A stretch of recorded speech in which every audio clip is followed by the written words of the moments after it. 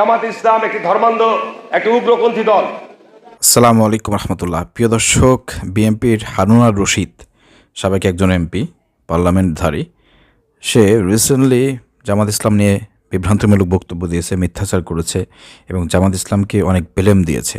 কেউ কেউ বলতেছে যে সাবান সারায় জামাত ইসলামকে ধুয়ে দিয়েছে। প্রিয় দর্শক, জামাত ইসলামকে নিয়ে বিএনপির এই হারুন আর রশিদ কী বক্তব্য দিয়েছে তার প্রত্যেকটা বক্তব্য আমি আপনাদের সামনে তুলে ধরবো এবং তার যে কথাগুলো আছে সেই কথাগুলোর জবাব দেওয়ার চেষ্টা করব। যারা ভিডিওটি ওপেন করেছেন ভিডিওটি শেয়ার করে সবাইকে দেখার সুযোগ করে দেবেন।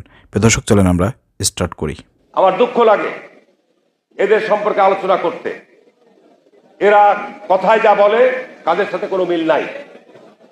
এরা বলে আল্লাহর আইন চায়, সৎ লোকের শাসন চাই, সম্পূর্ণ ভাওতা। হারুন আর রশিদ স্যার পাগল হয়ে গেছে আমার মনে হয়। বিএনপির মনে হয় উপর থেকে নির্দেশ পেয়েছে যে জামাতের বিরুদ্ধে কথা বলতে হবে, না কথা বললে পরে আগামীতে হয়তো ক্ষমতায় আসতে পারবো না। এর জন্যই হয়তো এই ধরনের বক্তব্য দিচ্ছে। জামাত ইসলাম সম্পর্কে এদেশে মানুষ ভালোভাবে অবগত আছে। অতএব হারুন আর রশিদ এ ধরনের বক্তব্য দিয়ে তার নিজের জনপ্রিয়তা হারাবেন, বিএনপিরও জনপ্রিয়তা হারাবেন। এখানে সমস্যা নাই, বক্তব্য দেন। জামাতের বিরুদ্ধে যারাই অপপ্রচার করেছে, মিথ্যাচার করেছে, তারাই ধ্বংস হয়েছে। উদাহরণস্বরূপ আওয়ামী লীগ। অতএব জামাতের বিরুদ্ধে আপনারা এখন লাগতেছেন, কথা বলতেছেন, আপনারা ধ্বংস হবেন। অপেক্ষা করেন। প্রিয় দর্শক, চলেন এরপর আমরা স্টার্ট করি। আজকে জামাত ইসলামের যে লোকেরা বিভিন্ন কর্মসংস্থায় চাকরি করে, মাদ্রাসায় চাকরি করে, কলেজে চাকরি করে, আমি দায়িত্ব নিয়ে বলছি, বা বিভিন্ন জায়গায় ইউনিয়ন পরিষদ, পৌরসভায় চাকরি করে, তারা কি আল্লাহর আইন অনুযায়ী তারা চলে? তারা সকাল থেকে বিকাল পর্যন্ত যে তাদের অফিসের কাজ, ডিউটি থাকার কথা, আপনি দেখবেন অধিকাংশ মাদ্রাসায়, কলেজে যারা শিক্ষকতা করে হাজিরা দিয়ে বাড়ি চলে যায়, থাকে না। চিন্তা করছেন কি বলছে? জামাত শিবিরে যারা আছে তারা বিভিন্ন শিক্ষা প্রতিষ্ঠানগুলো চাকরি করে, তারা নাকি বলে ঠিক মতন স্কুল কলেজ ঠিক মতন করে না, তারা নাকি হাজিরা দিয়ে চলে যায়। চিন্তা করে দেখেন। এই ভণ্ড, এই মুনাফিক, এই মিথ্যাবাদী হারুন, তোমার পতন কিন্তু নিশ্চিত হয়ে গিয়েছে। আমার মনে হয় পাগল হয়ে গেছে। এটা কি তারেক রহমানের নির্দেশে এই বক্তব্য কিনা, এটা কিন্তু ভাবার সময় এসে গিয়েছে। দেশের জনগণকে বলতে চাই, হারুন আর রশিদের এই বক্তব্যর জবাব আপনারা দেবেন। সে যে মন্তব্য করেছে, জামাত শিবিরের যারা শিক্ষক রয়েছেন, যারা বিভিন্ন জায়গায় চাকরি করেন, যারা বিভিন্ন চাকরিজীবী আছেন, শ্রমজীবী আছেন, যারা আছেন, আপনারা দেখছেন কখনো যে তারা এই ধরনের কাজ করেছে? 2 নম্বরই করেছে, হ্যাঁ, কাউকে ঠকিয়েছে। তো এই যে এই বক্তব্য দ্বারা হারুন আর রশিদ কী বোঝাতে চায়? জামাতকে মানুষ চেনে কিভাবে, আর হারুন আর রশিদ জামাতকে কি কেমনভাবে চেনাতে চাচ্ছে? হারুন আর রশিদের এই স্বপ্ন কোনোদিনও বাস্তবায়ন হবে না। হারুন আর রশিদ, সাবধান হন।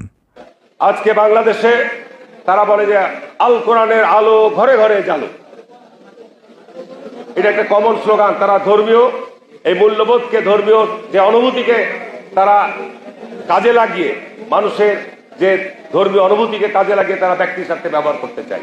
জামাত ইসলাম নাকি ধর্মকে তাদের ব্যক্তির স্বার্থে ব্যবহার করতে চায়? না, জামাত ইসলাম তো ধর্ম ব্যবসা করে না এবং ইসলামকে ব্যক্তির স্বার্থেও ব্যবহার করে না। আর জামাত ইসলাম যারা করে তারা ব্যক্তির স্বার্থেও করে না। জামাত ইসলাম যারা করে আল্লাহর সন্তুষ্টের জন্য করে এবং আল্লাহ জমিনের দিন বাস্তবায়নের জন্য করে, কোরআন সুন্নাহর বিধান প্রতিষ্ঠার জন্য তারা কাজ করে। অতএব এই ধরনের ভুয়া কথাবার্তা বলে জনগণকে বিভ্রান্ত করার কোনো সুযোগ নাই। হারুন স্যার যতই বক্তব্য দেন না কেন, জনগণ কিন্তু খাবে না। কারণ আপনারা এখন বিরোধিতার খাতিরে বিরোধিতা করতেছেন।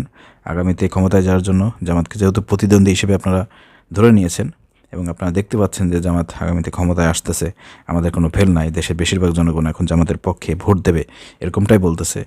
তো এই জন্য আপনাদের মাথা ঠিক নাই। এই জন্য জামাতের বিরুদ্ধে এই ধরনের অপপ্রচার, মিথ্যাচার করতেছেন। জামাত একটি ইসলামী ধর্মীয় দল এবং ইসলামী রাষ্ট্র গঠনের জন্য তারা কাজ করতেছে, তাহলে ইসলামী রাজনীতি করে। অতএব ইসলামকে ব্যক্তির সাথে ব্যবহার করার কোনো সুযোগ নাই। আরও বরঞ্চ ব্যক্তিকে ইসলামের সাথে জামাত ব্যবহার করতেছে, ব্যক্তিকে ইসলামের সাথে ব্যবহার করতেছে। এখানে ব্যক্তির সাথে ইসলামকে ব্যবহার করা হচ্ছে না। প্রিয় দর্শক, ক্লিয়ার? আজকে দীর্ঘ 15 বছরে দেশে তাফসির মাহফিলের পর একটা ভয়ানক নিষেধাজ্ঞা ছিল। এখন তাফসির মাহফিল করতে গিয়ে দেলোয়ার হোসেন সাঈদীর পুত্র পর্যন্ত চাঁপাইনবাবগঞ্জে গিয়েছে, জামাতের আমির পর্যন্ত গিয়েছে। তারা এক সপ্তাহে প্রচার করেছে তাফসির মাহফিলের নাম করে, সেখানে হাজার হাজার লোক জমায়েত করেছে। আর তাফসিরের নাম করে তাদের প্রার্থীকে মঞ্চে উঠিয়ে বলছে আপনাদের জন্য রেখে গেলাম, আপনারা এই প্রার্থীকে বিজয়ী করবেন। কোরআনের কোন আয়াতের মধ্যে, হাদিসের কোথায় বর্ণিত রয়েছে? হাজার হাজার মানুষ তাফসীর তো কিছুই করে না, তাফসীরের খুব ভালোভাবে বলছেন হারুন স্যার। যাক, ঘটনা হচ্ছে যে যেখানে প্রোগ্রাম হোক না কেন, তাফসীর মাহফিল হোক আর ওয়াজ মাহফিল যেখানে হোক না কেন, সেখানে তো ইসলাম প্রচার করা হবে। তো ইসলাম শুধু জাস্ট প্রচার করলেই তো হবে না। ইসলামী মনোভাবপূর্ণ যেসব দল আছে, ইসলামী দলগুলোর কাজ কী? ইসলাম প্রচার করবে এবং ইসলাম প্রতিষ্ঠার জন্য কাজ করবে। তো ইসলামকে প্রতিষ্ঠা করতে গেলে অবশ্যই সংসদে এমপি লাগবে, এমপি সংখ্যা বাড়াইতে হবে। তো সেটা তো ইসলামেরই একটি কাজ। অর্থাৎ ওয়াজ মাহফিলে গিয়ে যদি জামাতের আমির, তারপর আল্লামা হোসেন সাইদির পুত্র গিয়ে যদি কোনো এমপি প্রার্থীকে পরিচয় করিয়ে দেয় জামাতের পক্ষ থেকে এবং কোরআনের পক্ষ থেকে, তো সমস্যা কোথায় আপনার? সমস্যা কোথায়? আপনারা ইসলামকে শুধুমাত্র ঘরের মধ্যে রাখতে চান, তাই না? মসজিদের মধ্যে রাখতে চান, মাদ্রাসার মধ্যে রাখতে চান, খানকার মধ্যে রাখতে চান। না না, বাংলা জামাত ইসলামী ইসলামকে চায় তারা একবার সংসদে নিতে তারা চায়। এই জন্য জামাত ইসলামের পক্ষ থেকে যারা এমপি প্রার্থী তাদেরকে পরিচয় করিয়ে দেয়। অতএব এখানে এই ধরনের ভাওতাবাজি বলে জনগণকে বিভ্রান্ত করার কোনো সুযোগ নাই। ঠিক আছে? আপনারা বিভিন্ন মাহফিলে করেন না? আপনাদের প্রার্থীরা পাশে বসে থাকে না? ভোট চান না আপনারা? হ্যাঁ, ধর্ম ব্যবসা কারে করে? ধর্ম ব্যবসা তো আপনারা করেন। আপনারা ধর্মের নাম নিয়ে কথা বলে ভোট চান, কিন্তু ইসলাম প্রতিষ্ঠা করেন না, কোরআনের আইন প্রতিষ্ঠা করেন না। আর যেমন ইসলামের কথা বলে, ধর্মের কথা বলে, আর ক্ষমতায় গেলে পরে ইসলামই প্রতিষ্ঠা করবে, কোরআন সুন্নাহর বিধানই প্রতিষ্ঠা করবে, কোরআন সুন্নাহ অনুযায়ী দেশ পরিচালনা করবে। এই জন্য তার ধর্ম ব্যবসা না, তাদেরটা হচ্ছে ধর্মীয় রাজনীতি। ঠিক আছে? অতএব ভাওতাবাজি বোঝায় লাভ হবে না হারুন স্যার। এই ভাওতাবাজি এখন এই 24-এর বাংলাদেশে, ছাত্র জনতার বিপ্লবের এই বাংলাদেশে জনগণ সবই বোঝে। ঠিক আছে? 1982 সালে শেখ হাসিনা এর সাথে ক্ষমতা দখল করার পর, আমি শুধু সংক্ষেপে বলছি এই কারণেই যে দেখেন, চিন্তা করে দেখেন, এরা প্রকাশ্য জনসভায় গিয়ে বলল আমাদের 7 দলীয় জোট, তাদের জোট, আওয়ামী লীগের জোট একসাথে আন্দোলন হচ্ছে, বলছে এই সরকারের অধীনে যারা নির্বাচনে যাবে তারা বেঈমান, জাতীয় বেঈমান। অথচ তারা 86 সালে বিএনপি নির্বাচন আন্দোলনে থাকলো, শেখ হাসিনার সাথে যোগ সাজস্য করে এরশাদের কাছ থেকে টাকা নিয়ে তারা নির্বাচনে যোগদান করলো। কি ঠিক না বেঠিক বলছি কথা? ভুল মেসেজ দিয়েছেন হারুন স্যার, আপনি ভুল মেসেজ দিয়েছেন। ওই সময় নির্বাচনে আপনারাও যেতে চেয়েছিলেন, আপনার বিএনপিও নির্বাচনে যেতে চেয়েছিল, কিন্তু আপনার নির্বাচনের একদিন আগে আপনাদের যে কাঙ্ক্ষিত যে স্বার্থ আছে, আপনাদের যে 4-5 জন নেতাকে যে গ্রেপ্তার করা হয়েছিল, সেই সব নেতাদেরকে মুক্তি না দেওয়ার কারণেই আপনারা ঈর্ষাদের নির্বাচন থেকে আপনারা ফিরে এসেছিলেন। আপনাদের ব্যক্তি স্বার্থে আপনারা নির্বাচনে যান নাই, ব্যক্তি স্বার্থে। অতএব এই ধোঁকাবাজি দেওয়া যাবে না। আপনাদের সাধ্য উদ্ধার হয় নাই, এজন্য আপনার নির্বাচন আগের দিনে আপনারা নির্বাচন থেকে সরে এসেছেন। আর পক্ষান্তরে আপনারা ওই যে ট্যাগটা, যে নির্বাচনে গেলে পারে তারা জাতীয় বেঈমান হবে, ওই জাতীয় বেঈমানের ট্যাগটা আপনারা ওই সুযোগে আওয়ামী লীগের উপর চাপাই দিয়েছেন, জামাতের উপর চাপাই দিয়েছেন। তো এইসব ভাওতাবাজি বলে তো লাভ নাই। পরবর্তীতে আবার জামাতের সাথে ঐক্য করছেন, জোট করছেন, জামাতের ম্যান্ডেট নিয়ে জামাতের সাথে জোট করে আবার 91-তে ক্ষমতা আইছেন না, 2001 সালে ক্ষমতায় আসেন নাই। অত বাপ মারেন কেন? হ্যাঁ, জামাতে এত বেঈমান হবে আবার জামাতের সাথে জোট করেন কেন? জামাতের ম্যান্ডেট নিয়ে, জোট নিয়ে কেন ক্ষমতা গঠন করেন, সরকার গঠন করেন? লজ্জা করে না তখন? জামাতের নেতাদের গাড়িতে, মন্ত্রীদের গাড়িতে দেশের পতাকা উঠাই দিয়েছেন। এখন স্বাধীনতা বিরোধী বলেন, রাজাকার বলেন, আওয়ামী লীগের মতন দশা আপনাদের হবে। জামাতের বিরুদ্ধে লাগছেন না, ঠিক আওয়ামী লীগের মতন দশা আপনাদের হবে, অপেক্ষা করেন। তারা যখন যেরকম রূপ ধারণ করা দরকার করে, কখন বলে মহিলা নেতৃত্ব হারাম। পার্লামেন্টে আপনার তারা মহিলা এমপি নাই না, তাদের মহিলা সংগঠন নাই, তারা একদিকে বলবে যে মহিলা নেতৃত্ব হারাম, আর মহিলাদেরকে নিয়ে তারা উঠান বৈঠক করবে, মহিলাদেরকে নিয়ে ওয়াজ মাহফিল করবে, সমাবেশ করবে। এগুলো তারা তাদের কর্মের সাথে, তাদের ঘোষণার সাথে কি মিল রয়েছে? কিসের সাথে কিসের এক্সাম্পল দিল? মহিলা নেতৃত্ব ইসলামে হারাম, ইসলাম বলছে মহিলা নেতৃত্ব হারাম। কোরআন বলছে যে দেশে নেতৃত্বে থাকবে নারী, ওই দেশ কোনোদিনও সমৃদ্ধিশালী হবে না। তো জামাত ইসলাম সেটাই বলে, কোরআনের কথা বলে। উনি বলতেছে মহিলা নেতৃত্ব হারাম বলার পরেও জামাত ইসলাম উঠান বৈঠক করে, মহিলাদেরকে, মহিলাদের সংগঠন আছে, মানে মহিলা আছে আপনার, জামাত আছে, সেই কথা বলতেছে, 7টি সংস্থা আছে তাদের কথা বলতেছে। হ্যাঁ, তো সেখানে মহিলাদের নেতৃত্ব দিচ্ছে, আর ওই সব মহিলাদেরকে আবার পুরুষ নেতৃত্ব দিচ্ছে, বাংলাদেশ জামাত ইসলাম নেতৃত্ব দিচ্ছে। তো সেখানে তো মহিলা নেতৃত্বে নাই। হ্যাঁ, সংসদে যদি মহিলা যায় তো সেটা তো মহিলা আসনে যেগুলো আছে সেখানে যাচ্ছে, তো এখানে তো তাও তো তাদেরকে নেতৃত্ব দিচ্ছে জামাত, কিন্তু জামাতকে কি কোনো মহিলা নেতৃত্ব দিচ্ছে না। অতএব মহিলারা সবসময় পুরুষের অধীনেই আছে, জামাতের অধীনেই আছে। অতএব এই ক্ষেত্রে কোনো বাধা নাই। ঠিক আছে, যুদ্ধের ময়দানে রাসূল সাল্লাল্লাহু আলাইহি ওয়াসাল্লামের সময় অনেক মহিলা সাহাবীরা তারা যুদ্ধ করেছেন রাসূলের নেতৃত্বে, সাহাবীদের নেতৃত্বে, পুরুষদের নেতৃত্বে। অথবা এখন আমাদের মা বোনরা ইসলামের জন্য তারা কাজ করবে, দিন প্রতিষ্ঠার কাজ করবে জামাতের অধীনে থেকে। জামাতকে নেতৃত্ব দেয় কোনো মহিলা আছে বাংলাদেশে?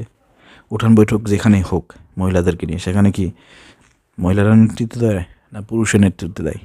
জামাত ইসলাম নেতৃত্ব দেয়, জামাত ইসলামের নেতাকর্মীরা নেতৃত্ব দেয়। তো আপনি কী বোঝাতে চাইছেন? মহিলা নেতৃত্ব হারাম, জামাতের মধ্যে হারাম, কিন্তু মহিলাদের প্রতিনিধি থাকবে, মহিলাদের জন্য মহিলাদের প্রতিনিধি থাকবে, এটাই হচ্ছে ইসলামের নিয়ম। তা আপনি এখানে কী বোঝাতে চাইলেন? বাউতাবাজি বোঝায় লাভ হবে না হারুন স্যার, দেশের জনগণ সবই বোঝে। ছাত্র জনতা আপনারা দেখেন কী বাউতাবাজি করতেছে, বাউতাবাজি দিন শেষ হারুন স্যার। আমি ব্যর্থহীন কণ্ঠে বলতে চাই যে জামাত ইসলাম একটি ধর্মান্ধ, একটি উগ্রপন্থী দল। তারা ধর্মকে নিয়ে ব্যবসা করতে চায়। আর পরিষ্কার কথা, পরিষ্কার স্পষ্ট কথা আমি কয়েকদিন আগে বলেছিলাম যে যারা এই ধর্ম ব্যবসায়ী তারা ধার্মিক নয়। আর ধার্মিক তারাই যারা ধর্মভীরু এবং যারা আল্লাহকে ভয় করে।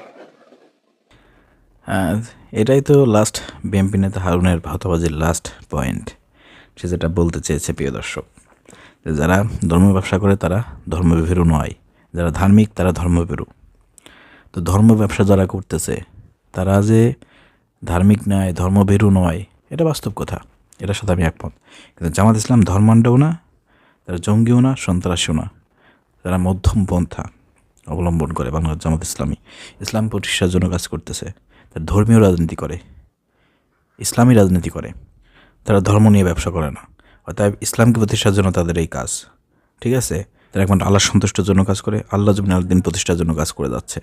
তাদের নেতারা সৎ, যোগ্য, আদর্শবান, এদেশের প্রতিটা মানুষ জানে যেমন ইসলামের নেতাকর্মীরা কেমন, তাদের চরিত্র কেমন। অতএব হারুন স্যার, আপনি এই 2025 সালে এসে আপনি জামাত ইসলাম সম্পর্কে মানুষকে যে ধারণা দিচ্ছেন, যে মানে চিন্তাভাবনা মানুষের মধ্যে বিভ্রান্ত ছড়াচ্ছেন, এরা কোনোদিনও সফল হবে না। এদেশের জনগণ জানে, এদেশের মানুষ জানে 2024 সালে জামাত শিবির কীভাবে হাসিনাকে উৎখাত করার জন্য ছাত্র জনতার সাথে মিলে কাজ করেছে, মাস্টার মাইন্ড হিসেবে কাজ করেছে। এটা দেশের জনগণ ভালো করে জানে। এই জন্যই তো আপনারা ফেল খেয়ে গেছেন, এই জন্যই তো আপনাদের সামনে দুর্গতি। তো দুর্গতি যতই হোক হায় উতাস করেন না, আমাদের বিরুদ্ধে কথা বলে জনপ্রিয়তা হারাবেন, সামনে নির্বাচন আসতে পারবেন না, এটা লিখে রাখেন। অতীতে আওয়ামী লীগ করেছে, তাদের পতন হয়েছে, আপনারা এখন শুরু করেছেন, আপনাদেরও পতন নিশ্চিত। ছাত্র জনতা আপনাদের পতন ঘটাবে ইনশাল্লাহ। আগামী নির্বাচনে ছাত্র জনতার উচিত জবাব দেবে। ধন্যবাদ। আসসালামু আলাইকুম রহমতুল্লাহ।